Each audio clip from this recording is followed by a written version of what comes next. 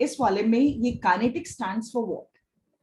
This deals with rate of chemical reactions. जितने भी chemical reactions आपके हो रहे हैं उसका स्पीड क्या है। किसी रिएक्शन को हम लोग कहते हैं कि स्लो है, किसी को कहते हैं फास्ट है, कोई मॉडरेट है।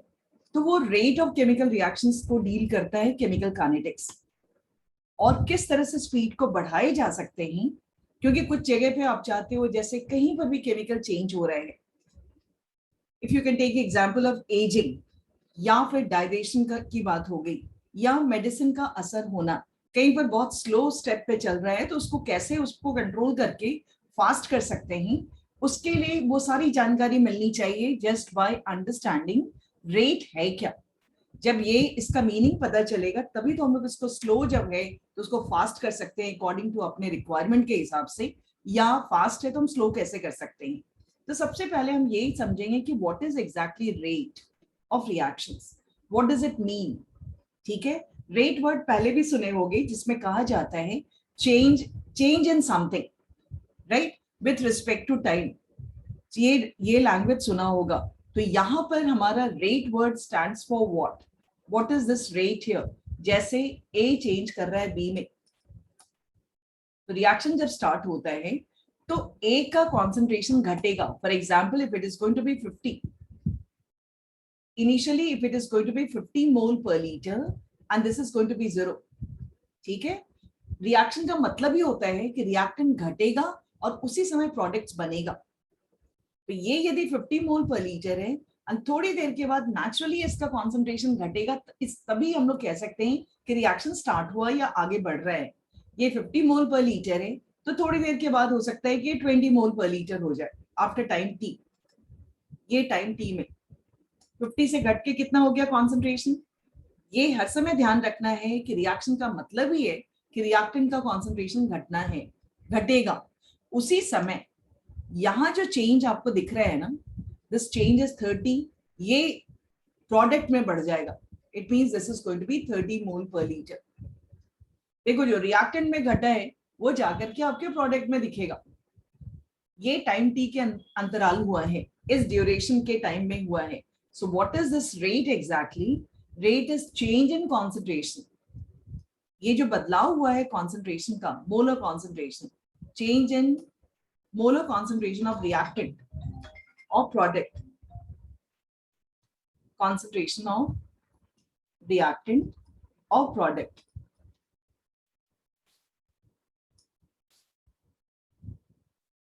with respect to time, मतलब change in time, तब ये आपका रेट कहलाएगा।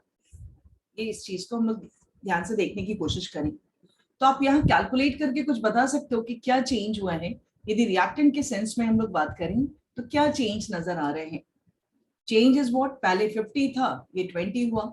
इसका मतलब यदि हम रिएक्टेंट के रिस्पेक्ट में दिखाने की कोशिश करें तो ऐसे लिख सकते हैं ना, final is 20 minus 50 divided by this T, T2 minus T1, जो ये T हुआ ये रिएक्टेंट के टर्म्स में हुआ। It means this is going to be your delta A, ये मोलर कॉन्सेंट्रेशन को ब्रैकेट में दिखाते हैं, अपॉन डेल्टा टी। ये आंसर आपका आएगा -30 बाय डेल्टा टी। -30 क्यों आया यहाँ पर, एकदम अच्छे से ध्यान से सुनिएगा। रिएक्टेंट का ये माइनस का मीनिंग क्या हुआ। माइनस का मतलब क्या है कि रिएक्टेंट हर समय घटेगा तो उसका वैल्यू माइनस में आएगा, ये अंडरस्टूड है। इसको हम लोग डिसअपियरेंस की बात करते हैं, यानी डिक्रीज की बात करते हैं। रिएक्टेंट का घटना जो होता है उसकी बात करते हैं, डिसअपियरेंस ऑफ रिएक्टेंट। मींस आपका जब रेट को रिप्रेजेंट करोगे इन टर्म्स ऑफ रिएक्टेंट तो ये अंडरस्टूड है कि वहां पर घटेगा। घटेगा मतलब माइनस होगा, और -30 बाय डेल्टा टी हम लोग इंडिकेट कर रहे हैं यदि हम रेट को एक्सप्रेस करें रिएक्टेंट के सेंस में। लेकिन उसी समय यदि आप प्रोडक्ट के सेंस में रिप्रेजेंट कीजिएगा तो rate is going to be equal to what. यदि प्रोडक्ट के सेंस में हम लोग यूज करने की कोशिश करें तब आपका यहाँ पर प्रोडक्ट पहले 30 शुरुआत में 0 है, बाद में 30 मोल पर लीटर हुआ। इसका मतलब है क्या, हम लोग क्या लिखने जा रहे हैं, 30 minus 0 divided by T2 minus T1। is it's going to be plus 30 upon delta t, right? तो ये प्लस का मतलब क्या हो गया? रेट ऑफ रिएक्शन को आप रिप्रेजेंट कर रहे हो, यहाँ पर यदि जब प्रोडक्ट के सेंस में लिखिएगा तो वो आपका प्लस साइन आएगा and it indicates appearance of product, of product. तो यहाँ क्या कहने का मतलब निकल के आया कि rate of reaction is equal to minus rate of disappearance of reactant which is equal to rate of appearance of product.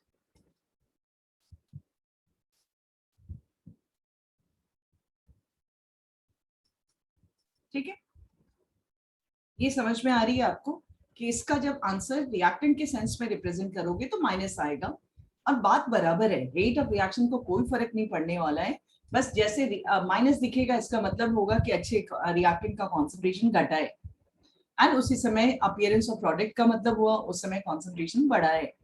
इसका अपीयरेंस एंड डिसअपीयरेंस ध्यान रखना है। फिर से एक बार हम लोग बात कर लें, A changes into B, rate can be represented as what? Minus delta A by delta T, which is equal to plus delta B by delta T. Unit क्या होगा इसका? What should be its unit? ये यदि मोल per litre है, so this is going to be seconds. So we are going to say here mole per liter per seconds. This is unit here. ये clear होना चाहिए. This is mole per liter per seconds. समझ आ रही है बात यहाँ पर? और फिर से ग्राफिकली भी ये तो हो गया कि जो हम वर्बली आपको बोल रहे हैं कि रिएक्शन का मीनिंग क्या है, केमिकल रिएक्शन स्टार्ट हुआ तो कॉन्सेंट्रेशन ऑफ रिएक्टेंट, कुछ भी चीज आप देखोगे, खाना ही बना रहे हैं तो इनिशियली जो हम लोग सब्सटेंस लेते हैं उसकी शक्ल धीरे धीरे चेंज होती है, उसका वॉल्यूम, उसकी क्वांटिटी चेंज होगी और नया चीज बन के आएगा, नई चीज का क्वांटिटी बढ़ेगा, सही है। और इसको ग्राफिकली यदि हम दिखाने की कोशिश करें तो ग्राफ में आपका किस तरह का अरेंजमेंट होगा? सपोज करो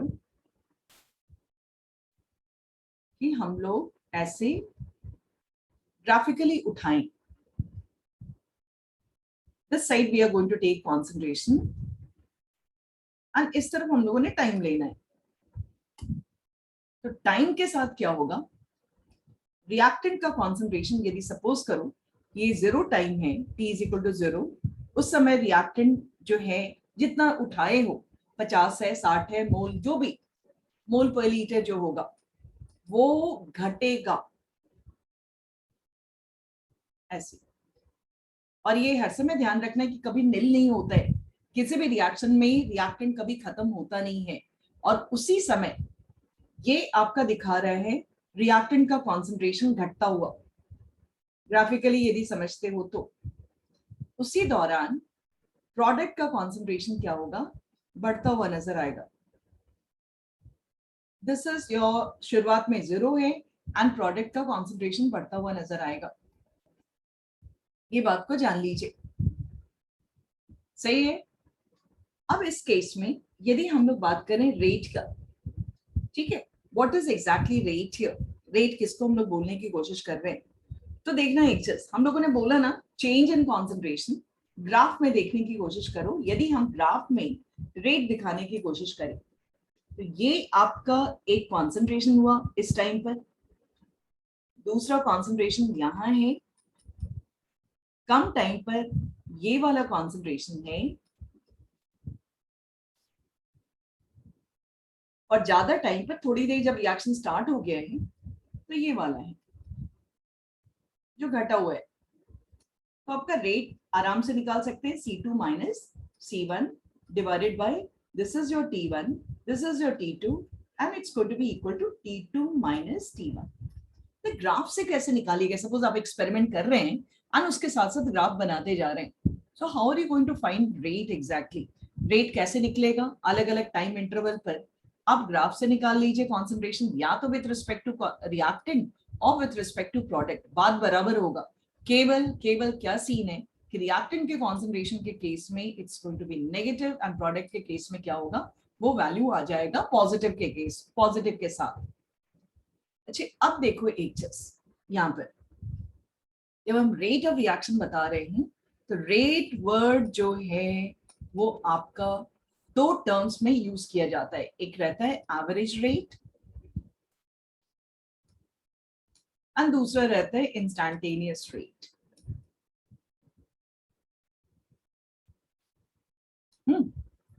रेट ऑफ रिएक्शन जो हुआ एवरेज में क्या है कि वो जो चेंज है उसके लिए ज्यादा टाइम आपको दिया जाएगा। जैसे कहा जाएगा कि आप होमवर्क कर लीजिए 2 दिन के अंदर, तो जब एक अच्छा खासा टाइम इंटरवल दिया जाता है, when good time interval that is given to you, and तब आप चेंज दिखाते हो उसके अंदर अपने अंदर, उसको हम लोग क्या बोलते हैं, average rate, delta C by delta T. लेकिन कब वो इंस्टैंटेनियस रेट होगा, जब आपसे कहा जाएगा कि there is no change, delta T tends to 0, मतलब बोला जाएगा अभी अभी आप होमवर्क करके दिखाइए या अभी अभी आंसर कीजिए। जब इस तरह की बात की जाएगी इसका मतलब you are trying to find out instantaneous rate. Delta T tends to 0, हम आपको टाइम नहीं दे रहे, हम कह रहे हैं अभी आप होमवर्क करके दिखाओ या आप वर्क करके दिखाओ, अभी करो, अभी अभी तुरंत करो।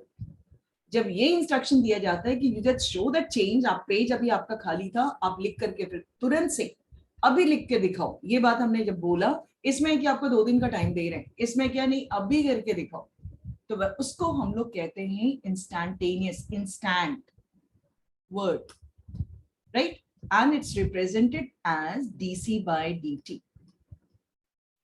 ये डी वर्ड यूज किया जाता है mathematically when there is small interval of time that is given to you. आपको बहुत ही थोड़ा सा टाइम दिया गया है, उसमें चेंज दिखाना है, और यहाँ पर जब डेल्टा साइन दिया रहता है इसका मतलब अच्छा खासा टाइम इंटरवल आपको दिया गया है, ठीक है। और इंस्टैंटेनियस रेट कैसे निकालते हैं ये भी जरा सा देखना, ये फिजिक्स वगैरह में इस तरह की चीजें पढ़ चुके होंगे, डीसी बाय डीटी कैसे निकाला जाता है। For example we are going to take here, आपने ग्राफ एक बनाया हुआ था,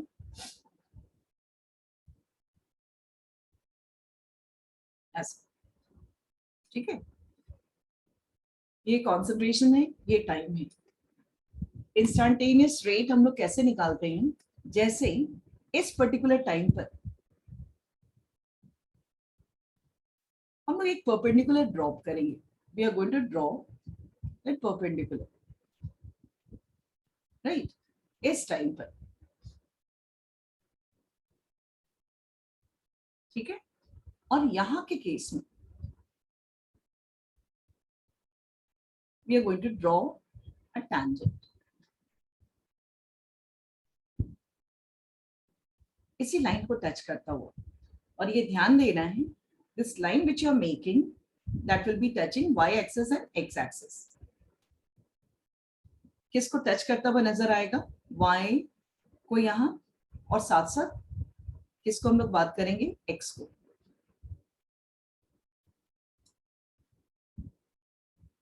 स्लोप निकालना है DC by D,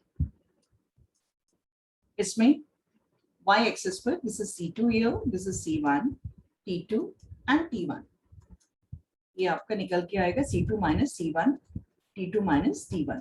So how do we find out instantaneous rate? By finding out slope of the tangent, slope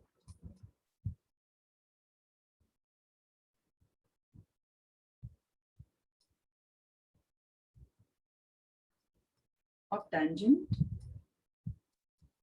drawn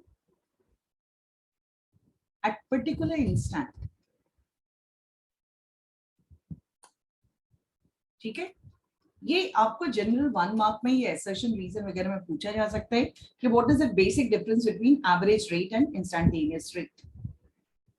अब ये बात आपको समझ में आ गई कि एग्जैक्टली व्हाट इज रेट, क्या उसका यूनिट है, यूनिट वगैरह पे एकदम डाउट नहीं होना चाहिए, सही है।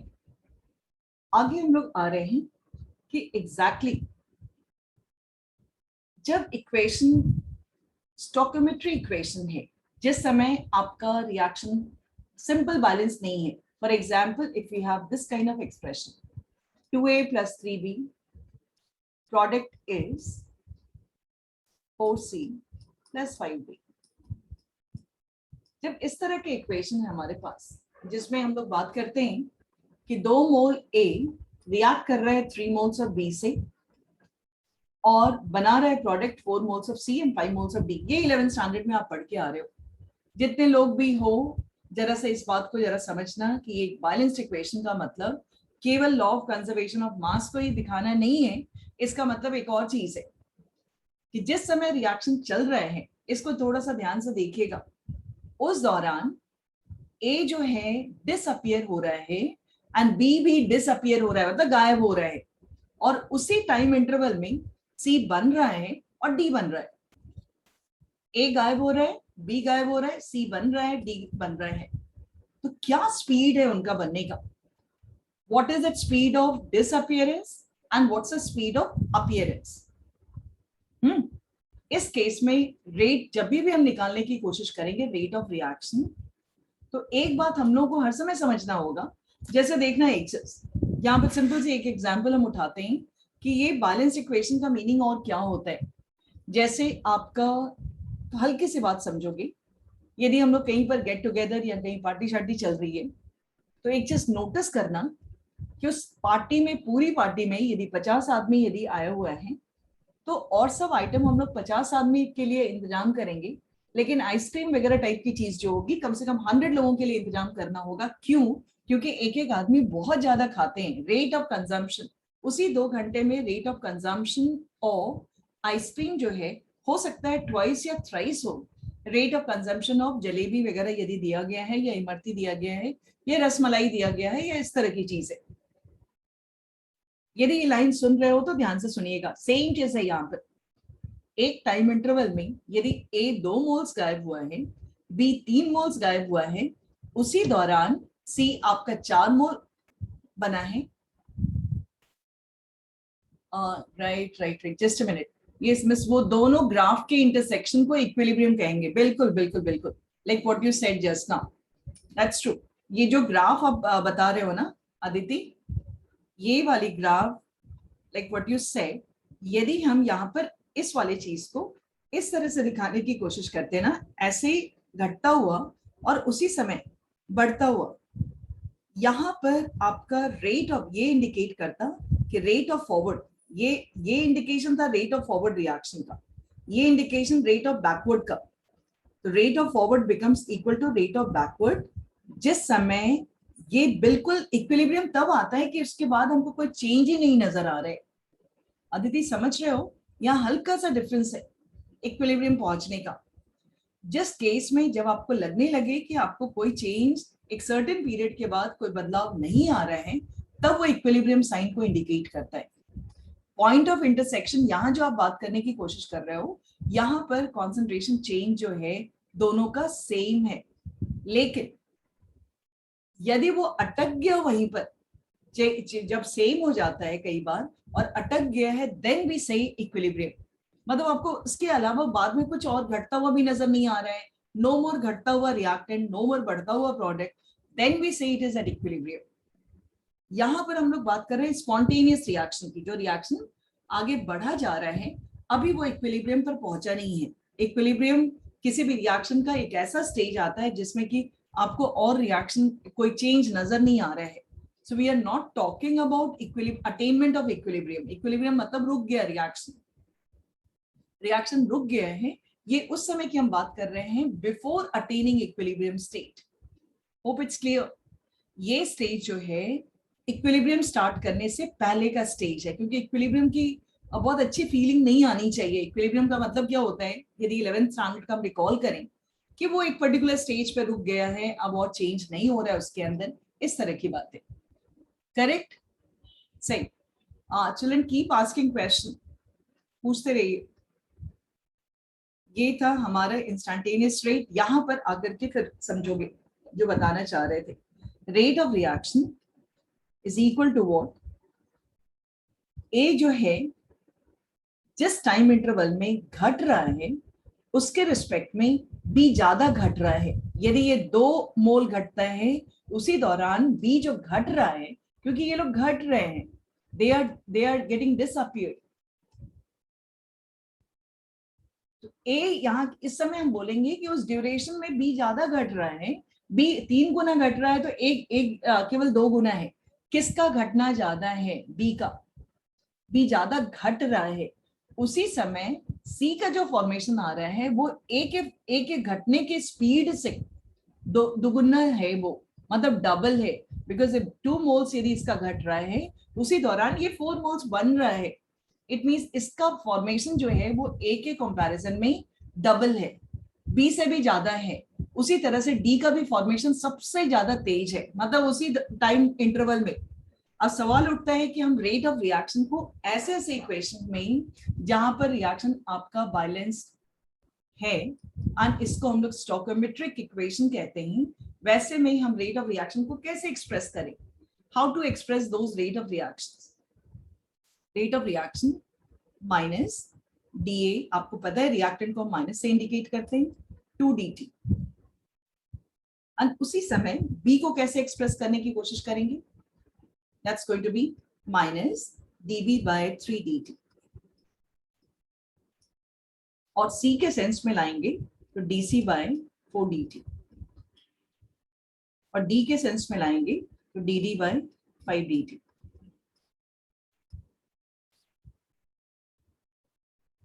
ये सब प्लस में होगा, मींस आप इक्वेट करने की कोशिश कीजिएगा किसी को भी, तो ये ध्यान रखना है कि this is your rate of disappearance of A divided by 2, rate of disappearance of B divided by उसका कोफिशिएंट, तब जाकर के आप रेट ऑफ रिएक्शंस निकाल सकते हो। अभी अब एग्जांपल हम करेंगे सी का, dc by dt by 4, dd by dt by 5, correct?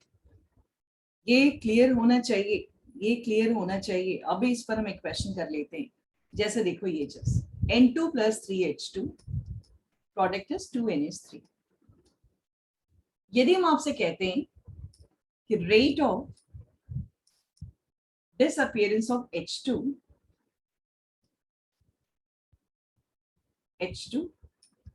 is 50 mole per liter per second, what is the rate of reaction? Chat box में लिख सकते हो तो लिख दो जल्दी से कि कैसे हम लोग बताने की कोशिश करेंगे। तो सबसे पहला जब सुन रहे हो तो ठीक है, रेट ऑफ रिएक्शन आप कैसे निकालने की कोशिश कीजिएगा, जो इस फॉर्मूला को हम फॉलो करें तो, फॉर्मूला को फॉलो करें तो कैसे निकालेंगे rate of reaction? That's going to be rate is equal to minus dH2 by 3dt।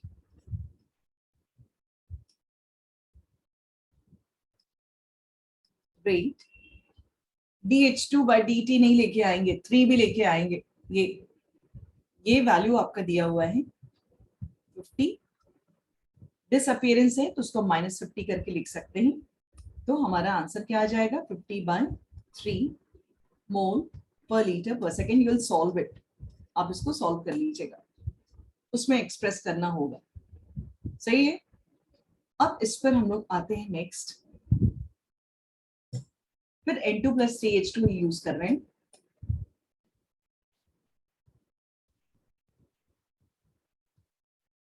यदि रेट ऑफ डिसअपियरेंस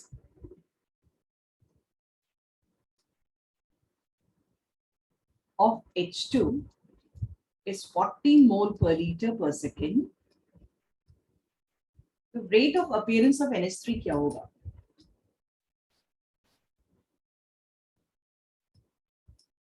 कोई बता सकते हो? What should be rate of appearance?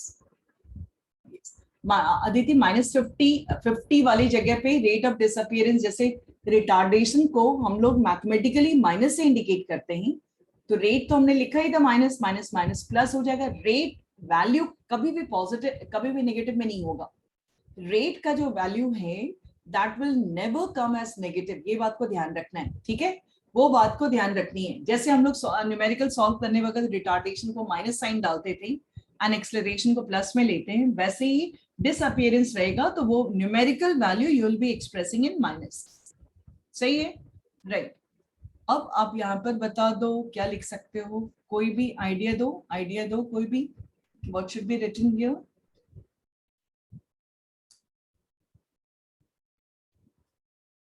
क्या हो सकता है?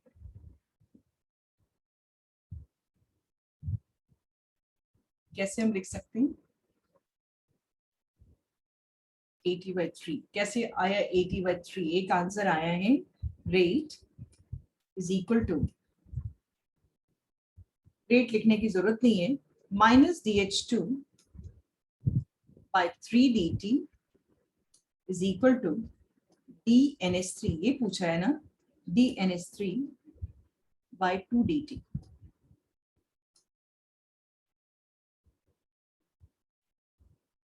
ये वैल्यू यदि आपका दिया हुआ है एज 40, राइट, तो ये निकालना है 40 into 2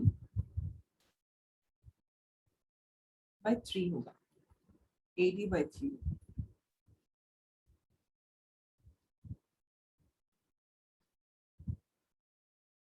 This is your DNS3 by dt।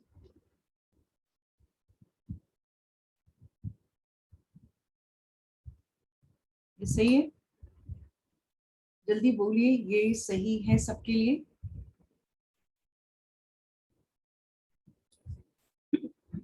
कैसे रेट ऑफ रिएक्शंस यहाँ भी आप देख लो, बिकॉज ये चीज क्लैरिटी होनी चाहिए, क्या हमारा एनसीईआरटी का एक एक लाइन समझ में आ रहा है या नहीं, माइन्यूट लाइन हम लोग को समझ में आ रही है ठीक से या नहीं। ये जो हमने ग्राफिकली आपको समझाया है, ये लाइन दिया हुआ है, rate of decreases in concentration of any one of the reactant. ये आपको यहाँ पर देखो, माइनस हम जो डेल्टा ए करके बात कर रहे थे, delta R bye delta T करके इन्होंने बात किया है। कॉन्सेंट्रेशन ऑफ प्रोडक्ट में प्लस साइन है, आपको इंटरवल बताया गया है, यदि टाइम ड्यूरेशन दिया गया है तो that is average rate of reactions, लेकिन किसी पर्टिकुलर टाइम पर निकाल रहे हो तो that is your instantaneous rate. Unit बताया गया कि इट्स मोल पर लीटर पर सेकेंड। एक डेटा दिया हुआ है, कोई भी क्वेश्चन को छोड़ना नहीं है। उन्होंने बोला जरा सा निकाल दो एवरेज रेट, तो 50 माइनस 0 डिवाइडेड बाय 0.0905 माइनस 0.100 करोगे।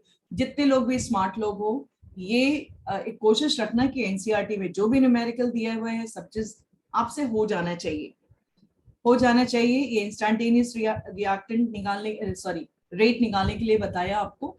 एंड स्टोइकोमेट्री में आते हो तब क्या होता है, suppose this reaction is given to you, stoichiometry में हम लोग क्या करेंगे, ये जो वैल्यू है रेट ऑफ रिएक्शंस, जो Br माइनस का डिसइंटीग्रेशन या डिसअपियरेंस हो रहा है, that divided by 5 is equal to BrO3 minus divided by इसका कोफिशिएंट नहीं है तो डेल्टा टी हुआ। उसी तरह से जो हमने अभी आपको समझाया है वो बुक में देख लो कि किस फॉर्म में आपको दिया हुआ है। जैसे इस इक्वेशन का भी ये एक्सप्रेशन से देख लो कि क्या दिया हुआ है। यहाँ पर रेट जो हम आपको समझाएं कि कोफिशिएंट से डिवाइड कर देनी है, यदि आप बराबरी करना चाह रहे हो तो इट इज डन। इधर आइए, इस क्वेश्चन, इस एग्जाम्पल पे ध्यान देना है। जितने भी होनहार हो वो ध्यान रखना है कि एग्जाम्पल आपसे हो जाना चाहिए। एनसीईआरटी का अभी टाइम है हमारे पास, तो एग्जाम के पहले तो हर क्वेश्चंस हो जाना चाहिए। देखो यहाँ पर क्या बढ़िया से बोला है, दिस इज योर इक्वेशन। ये बताने की कोशिश की गई है कि 184 मिनट्स लगा था कॉन्सेंट्रेशन को चेंज करने के लिए। कहां से?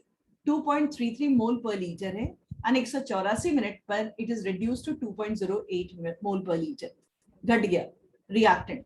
आपसे कहता है जरा रेट पता कर दो, तो देखो रेट निकालना है, लेकिन ये बैलेंस इक्वेशन है, स्टोइकोमेट्रिक कोफिशिएंट है, तो रेट का रेट क्या होगा, N2O5 का डेटा दिया हुआ है, so minus delta N2O5 divided by 2 dt लिखेंगे, 2 डेल्टा टी, 2 यहाँ रहेगा तो आपको रेट निकल जाएगा। रेट का ध्यान देना है, इन लोगों ने बोला है कि पर सेकंड्स में निकालिए, पर आवर्स में निकालिए, पर मिनट्स में निकालिए।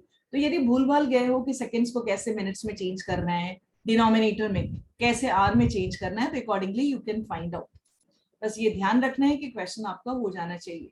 उसी तरह से एक प्रैक्टिस के लिए R changes into P, 0.03 minus 0.02 divided by 25। उन्होंने बोला सेकंड्स में चेंज करो, तो मिनट्स को आप सेकंड्स में चेंज कर दीजिएगा।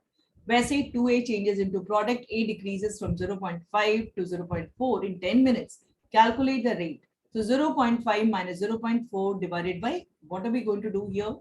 2 into 10 करेंगे, ठीक है। अब है factor affecting rate of reactions.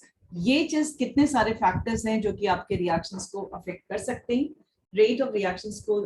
इससे पहले फैक्टर्स के पहले हम लोग थोड़ा सा देख लें कि क्या हमारे पास वैसा कुछ एक्सरसाइज क्वेश्चंस भी है या नहीं। Do we have exercise questions जो कि हम लोग अब तक पढ़े हैं, उस तरह का है या नहीं है एक्सरसाइज क्वेश्चंस, लेकिन दो चीज को कंबाइन करते हुए तो वो हम लोग बाद में उठाएंगे। इस चीज को बाद में डायरेक्ट उसके फॉर्म में नहीं है, वो हम लोग बाद में उठा लेंगे।